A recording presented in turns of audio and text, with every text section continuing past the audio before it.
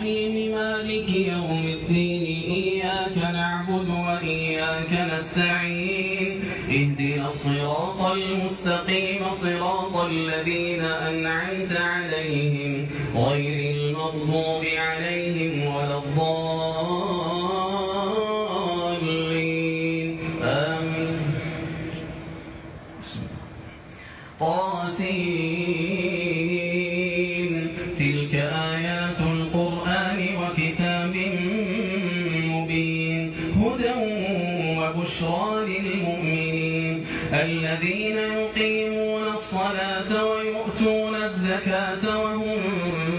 بالآخرة هم يوقنون إن الذين لا يؤمنون بالآخرة زينا لهم أعمالهم فهم يعمهون أولئك الذين لهم سوء العذاب وهم في الآخرة هم الأخسرون وإنك لتلقى القرآن من لدن حكيم عليم إذ قال موسى لأهله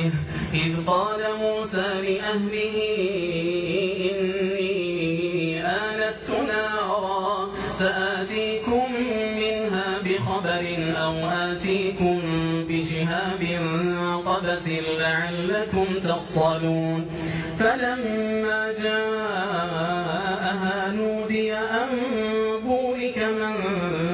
في النار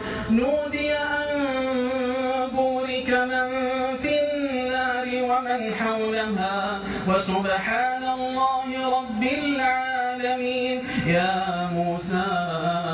إنه أنا الله العزيز الحكيم وألق عصاك فلما رآها تهتز كأنها جان ولا مدبرا ولم يعقب يا موسى لا تخف إني لا يخاف لدي المرسلون إلا من ظلم ثم بدل حسنا بعد سوء فإني غفور رحيم وأدخل يدك في جيبك تخرج بيضاء من غير سوء في تسع